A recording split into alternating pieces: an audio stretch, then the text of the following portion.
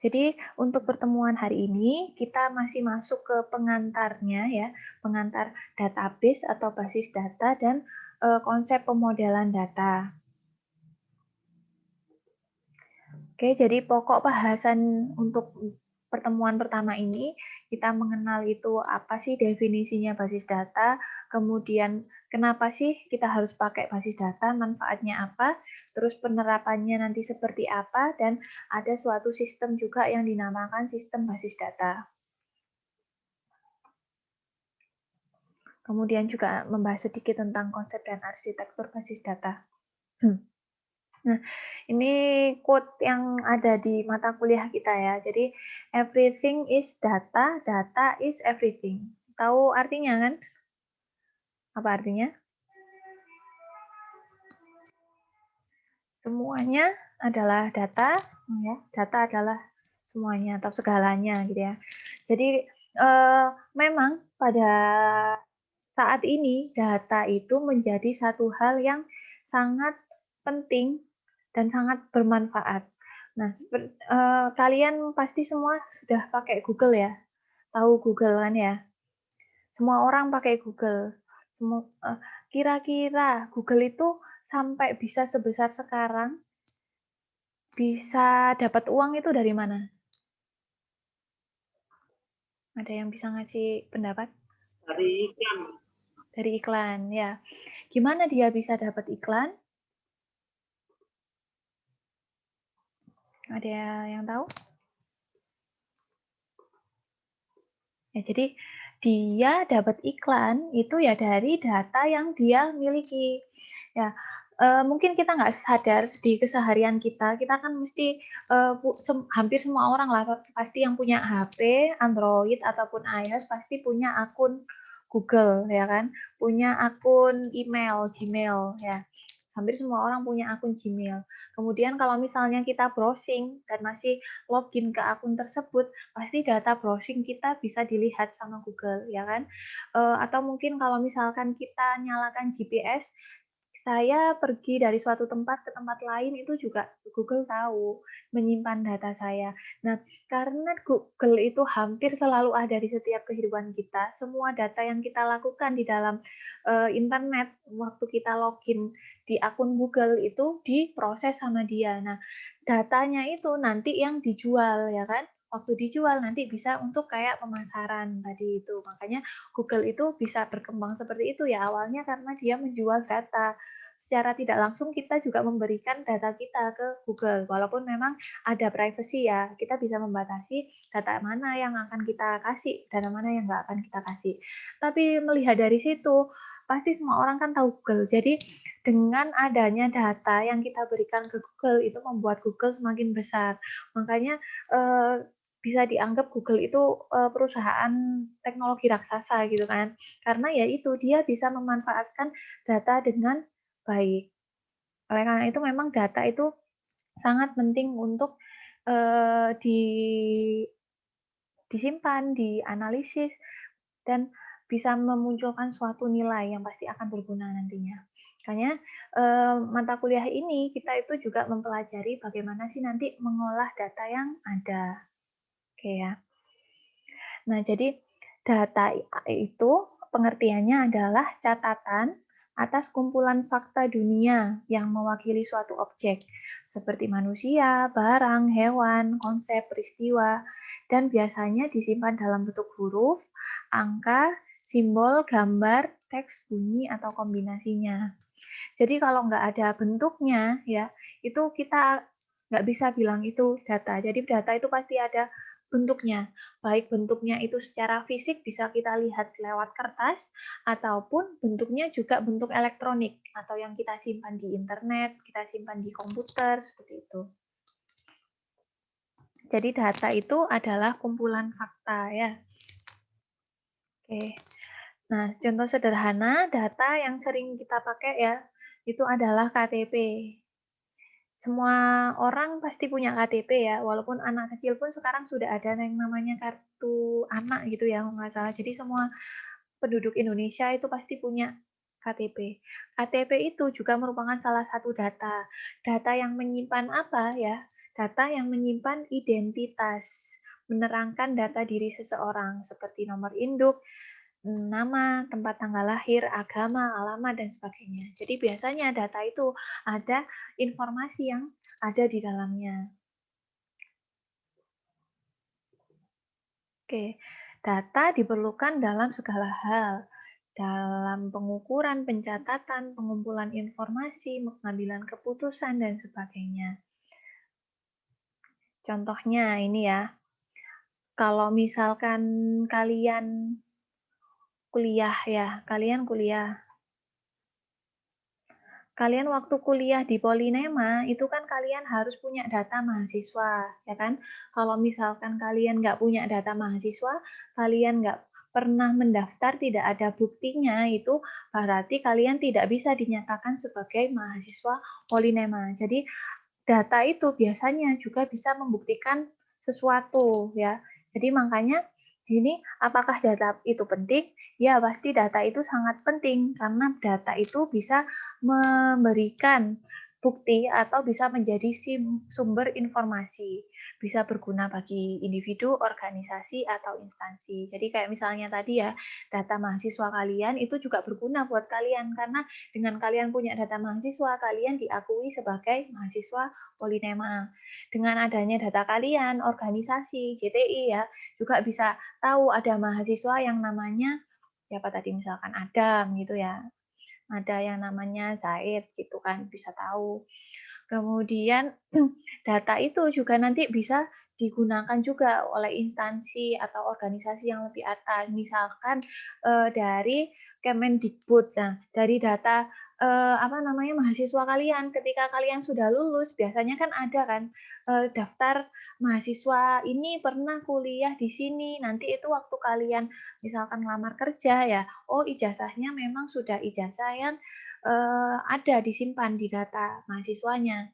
Nomor ijazahnya betul, berarti kalian juga bisa diakui ijazah yang kalian punya. Jadi memang dari suatu data itu bisa sangat dimanfaatkan dalam berbagai aspek.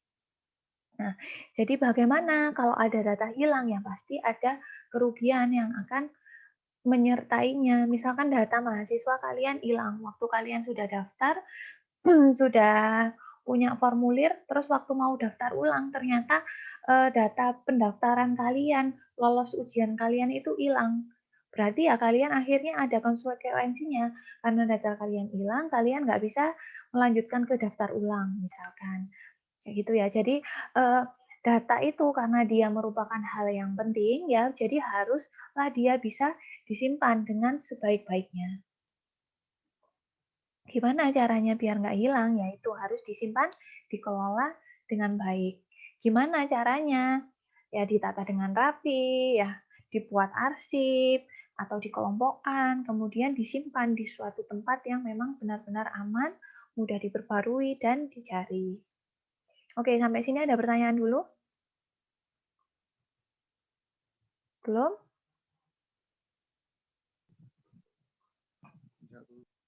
Belum ya? Oke, selanjutnya. Nah, jadi karena teknologi makin berkembang, jadi sekarang data itu bentuknya bukan hanya yang kertas aja ya, tapi kebanyakan data itu sudah diubah bentuknya menjadi data elektronik atau data digital yang ada di komputer ya. Nah, kemudian ini sekarang kita sudah masuk ke pengertian basis data. Tadi tentang data saja. Nah, mata kuliah kita ini adalah mata kuliah basis data. Jadi nanti kita yang mempelajarinya tentang ini aja ya, tentang bagaimana itu mengolah, menyimpan data.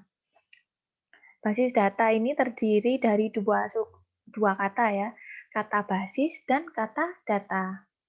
Basis itu artinya adalah markas, gudang, tempat bersarang atau berkumpul. Mungkin kalian sering dengar kata-kata basis itu kayak misalnya basis militer gitu ya, basis komando. Itu kan berarti markasnya atau tempatnya militer, tempatnya komando. Nah, basis ini juga dipakai untuk data. Jadi kalau misalkan basis data ya berarti tempatnya data ya, tempat berkumpulnya data atau markasnya data. Data sendiri ya sudah saya jelaskan tadi di awal, itu adalah representasi fakta dunia nyata, mewakili suatu objek. Misalkan data mahasiswa berarti yang mewakili objek mahasiswa, ya pasti ada objek yang diwakili. Ada data kelas berarti mewakili objek kelas. Ada data dosen ya berarti mewakili dosen ya. Bentuknya apa saja? Ada angka, misalkan data mahasiswa. Ada kalian punya data berbentuk angka? Apa? NIM. Ya. Jadi NIM itu bentuknya angka. Huruf, misalkan nama ya kan? Nama mahasiswanya siapa? Kemudian teks, misalkan teks itu apa bedanya sama huruf? Ada yang tahu?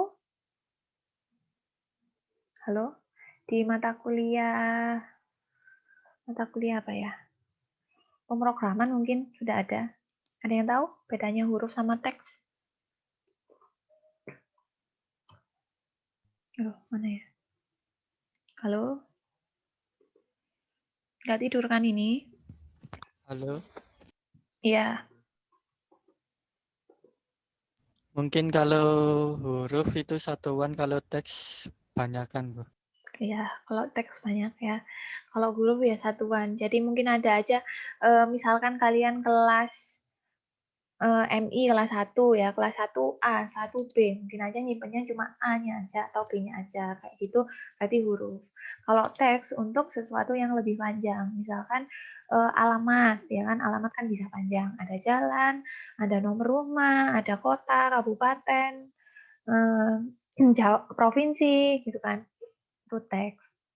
Kemudian gambar, ya, balik lagi ke data mahasiswa tadi, biasanya kalau kalian masuk ke si akad atau mau lihat data mahasiswa kalian kan masih ada foto kalian ya, ada gambar mahasiswanya juga.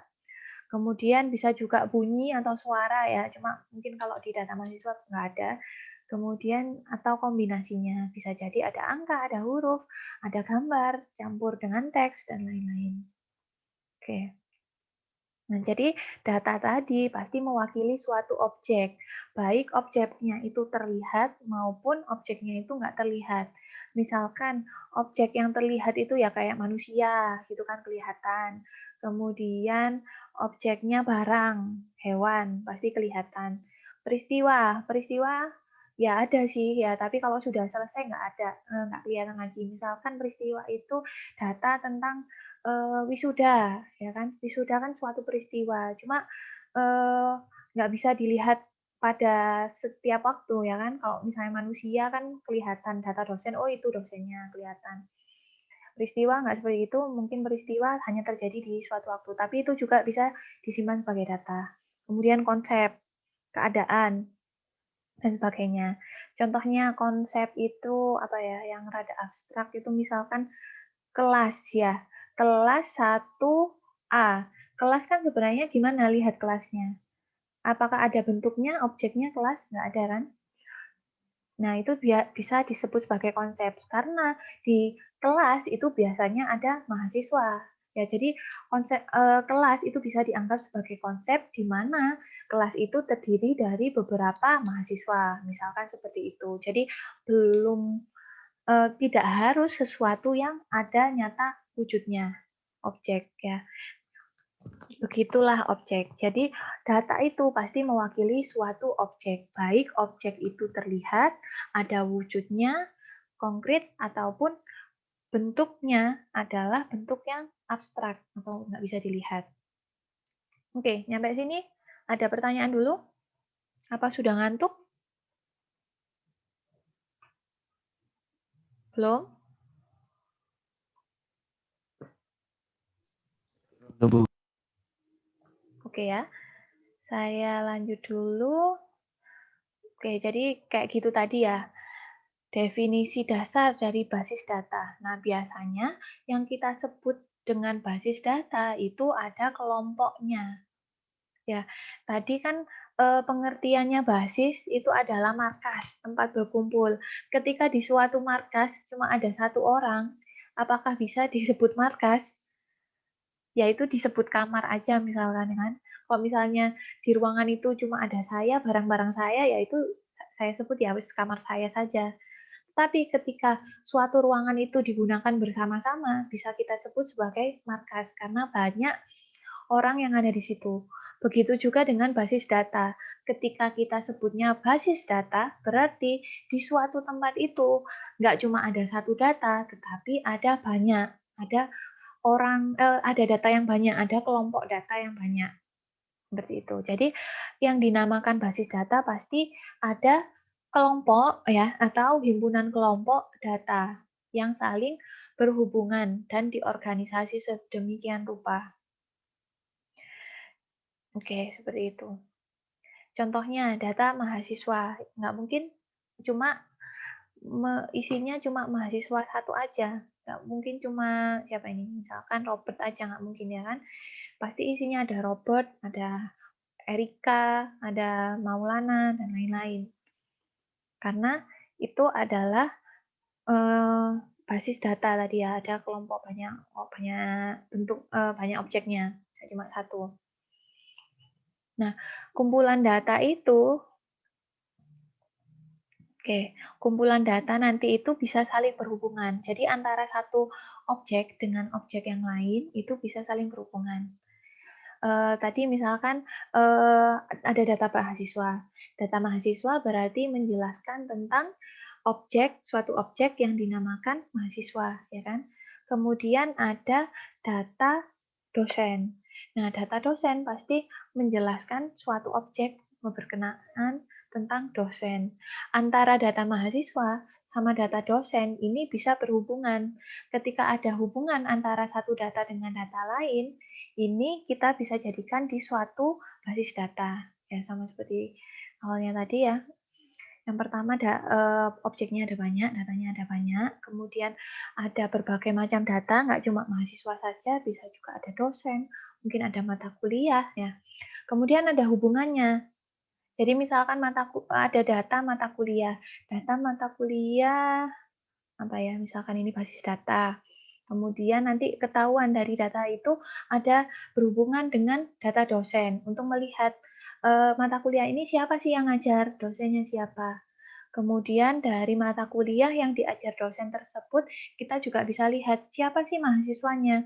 Berarti berhubungan juga dengan data mahasiswa. Jadi nanti di basis data seperti itu. Ada hubungan antara satu data dengan data yang lain. Oke, kemudian kumpulan tadi disimpan di dalam suatu tempat tertentu, ya, dengan bisa jadi bentuknya itu adalah elektronik, ya, ataupun mungkin kalau sekarang nggak cuma di komputer gitu ya, bisa jadi cloud juga bisa seperti itu. Jadi definisi dasarnya adalah mengarah pada kumpulan data, file, tabel, arsip digital yang saling terhubung dan terorganisasi disimpan dalam media penyimpanan elektronik. Kalau sebelumnya mungkin bisa lihat di sebelah kiri ini ya, ini sebenarnya juga sama-sama basis data, cuma yang sebelah kiri dia itu menyimpan datanya dalam bentuk misalkan formulir, dalam bentuk kertas. Disimpannya di lemari. Ya, lemari itu bisa kita sebut sebagai basis data. Dia tempat untuk menyimpan data-data formulir tadi. Nah, sekarang sudah berpindah dari yang konvensional ini ke elektronik. Jadi disimpannya ke suatu komputer, datanya juga bentuknya di file-file gitu ya, bukan dalam bentuk kelihatan seperti kertas. Oke, seperti ini ya. Contohnya konvensional, kertas catatan, laporan. Kalau elektronik ini sudah disimpan dalam bentuk file komputer, bisa bentuk PDF, misalkan TXT, atau mungkin ini kalau gambar JPG, PNG, GIF, dan lain-lain. Kalau dulu seperti ini, ya, seperti tadi ada arsip, kemudian misalkan data pegawai, pegawainya banyak, ditaruh di suatu folder tertentu atau ditaruh di wadah sendiri, jadikan satu.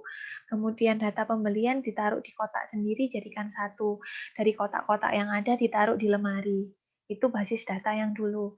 Kalau sekarang, data pegawai ya, mungkin dijadikan satu bentuk file pegawai. Data pembelian jadikan satu file sendiri. File-file tersebut disimpan di komputer yang sama. Ya, sekarang sudah berubah seperti ini. Oke, dari sini ada pertanyaan dulu. Bisa dibayangkan tentang basis data itu seperti apa? Halo? Bisa. Bisa ya, masih mendengarkan ya? Jangan tidur ya. Iya. Oke, jadi ini sedikit lagi ya. Jadi mungkin nanti ini nggak saya jelaskan semua. Sebagiannya nanti saya jelaskan di mata kuliah yang praktikum aja. Oke, ini bahasan terakhir ya. Basis data yang database sama konvensional. Dibandingkan dengan lemari arsip, penggunaan database memiliki keunggulan. Di antaranya lebih cepat dan lebih mudah. Ya, bisa kalian bayangkan kalau datanya bentuknya kertas, disimpan di lemari, pasti harus ngambil dulu, nyari satu-satu, baca dulu satu-satu kertasnya, ya kan? Kalau kita sudah pakai database yang ada di komputer, biasanya bisa langsung pakai fitur search atau mungkin kita gunakan yang namanya query ya, nanti akan kita pelajari untuk mencari suatu data. Kemudian efisiensi ruang penyimpanan. Kalau dulu pakai lemari ya, kalau zaman dulu mungkin kalian waktu masih SD mungkin ya, atau masih TK gitu, data-data siswa itu ditaruh di lemari semua. Kalau sekarang sudah cukup buka komputer satu aja, nggak habis-habisin tempat, karena semua bisa disimpan di komputer. Kemudian lebih akurat ya kan, karena kalau nulis di file, bentuknya file itu biasanya lebih ada mekanisme untuk melihat keakuratannya, benar atau salahnya daripada kalau harus nulis manual. Terus untuk ketersediaan ya, untuk pencarian mau butuh sekarang, mau butuh nanti malam, mau butuh subuh-subuh pun kalau kita punya komputernya, kita mau mengakses saat itu juga akan juga lebih cepat. Kalau misalkan saya misalkan ya, saya malam-malam ternyata butuh data mahasiswa. Kalau dulu mungkin saya harus ke kampus dulu waktu belum ada database. Ke lemari nyari datanya, kan nggak mungkin saya lakukan malam-malam. Tapi karena sudah ada basis data, sudah disimpan di server komputer, saya tinggal buka aja webnya yang nyimpen basis datanya, langsung bisa akses. Untuk ketersediaan. Kemudian juga akan biasanya lebih lengkap ya, karena tempatnya penyimpanannya besar, bisa nyimpen berbagai macam data, ya, pasti lebih lengkap juga. Dan lebih aman karena memang rawan biasanya untuk mencuri data itu kan butuh suatu skill tertentu ya, harus punya password dulu kan kita kalau mau mengakses, jadi itu lebih aman. Dan juga bisa yang namanya share, jadi antara satu orang bisa mengakses, orang lain juga bisa mengakses datanya. Oke, seperti itu. Jadi banyak sekali yang sudah pakai basis data. Oke, kalau misalkan sekarang diskusi dulu ya dikit ya. Ada komputer ya, nyimpen datanya dalam bentuk Word sama Excel. Misalkan data mahasiswa disimpan dalam bentuk Excel sama bentuk Word. Apakah itu bisa disebut dengan basis data? Siapa ya? Saya random ya. Anas Wirayuda, Anda? Ada.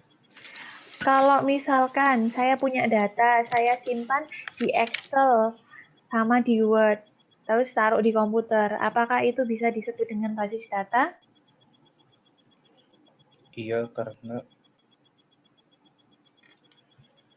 Bisa. itu sudah menyimpan seperti menyimpan barang di lemari. Oke ya, bisa ya. Berarti menurut Anas bisa. Oke, yang lain.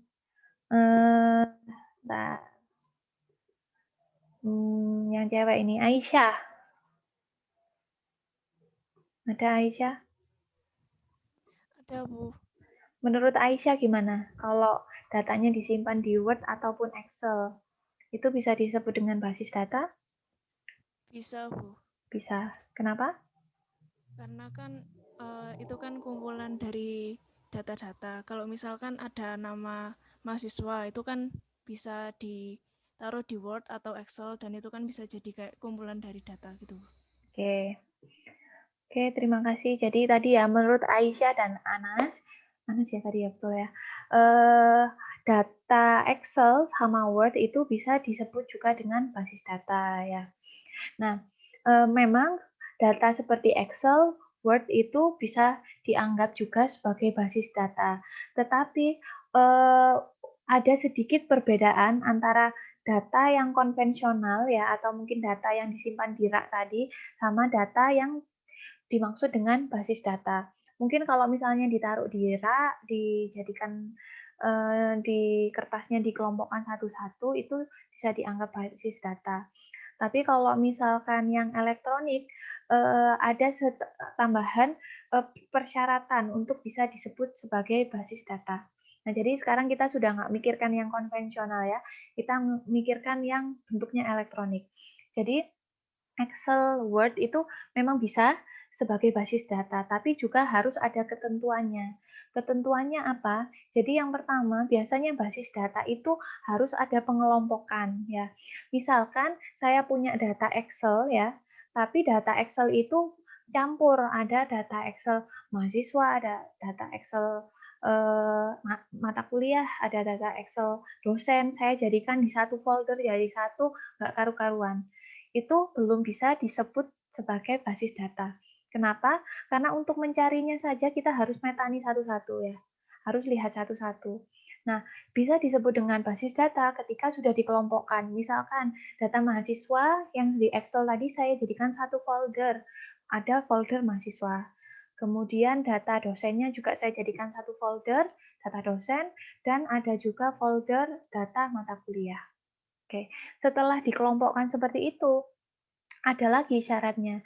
Biasanya kalau yang namanya basis data itu ada bentuknya yang sama. Misalkan ya, data MI sama data anak TI. Ya, data TI itu semesternya sampai 8 semester. Tapi data MI itu cuma sampai 6 semester. Ada perbedaan kan? Nah, itu nanti harus dipisah lagi. MI dijadikan sendiri, TI juga dijadikan sendiri karena ada perbedaan jumlah semesternya. Misalkan seperti itu. Kemudian kita lihat juga dari penamaan. Harusnya untuk basis data yang bagus, itu penamaannya sama. Misalkan mahasiswa, data mahasiswa ya misalkan 1A, 1B, 1C, ada kode-kodenya sendiri. Biasanya seperti itu untuk basis data. Dan yang terakhir adalah tidak boleh ada data yang numpuk ya. Misalkan Aisyah punya data mahasiswa di kelas 1B. Ya, di kelas 1B ya, nomor 3. Ternyata datanya Aisyah ada lagi di 1B, tapi nomornya menjadi nomor 5 dan semua isinya itu sama. Nah, itu nggak boleh ada yang seperti itu. Ketika kita memang datanya itu sebenarnya sama, ya cukup satu data saja. Nggak boleh ada salinan data. Nah, nanti kita akan pelajari lebih lanjut ya. Jadi, Excel, Word itu memang bisa dijadikan basis data, tapi dia harus memenuhi persyaratan tertentu seperti tadi. Dikelompokkan, kemudian tidak ada data yang berulang, dan mungkin harus ada penamaan yang sama. Nah, untuk memudahkan semuanya, biasanya ya kita nggak bakalan pakai Excel atau pakai Word gitu ya. Kalau dari Microsoft mungkin kalian pernah dengar Microsoft Access ya. Nah, itu salah satu untuk membuat basis data. Atau mungkin pernah mendengar seperti Oracle, MySQL. Nah, itu adalah namanya Database Management System atau DBMS. Dia adalah software yang menyimpan semua data ya untuk membuat data, memelihara suara data. Nah, ketika kita biasanya pakai DBMS, nanti ada penamaan yang sama. Jadi, nggak mungkin ada data yang semrawut, namanya beda-beda gitu, nggak akan ada. Kemudian di DBMS juga, kalau ada data yang sama, itu pasti otomatis harus dihapus, nggak boleh akan error. Jadi datanya nggak akan mungkin berulang. Kemudian yang pasti juga pasti sudah dikelompokkan berdasarkan objeknya, datanya ya. Misal data mahasiswa pasti ya dikelompokkan sendiri, data dosen dikelompokkan sendiri, data mata kuliah dikelompokkan sendiri. Jadi nanti kita satu semester ini ya, setengah semester yang selanjutnya sih sebenarnya kita akan mengaplikasikan basis data menggunakan DBMS.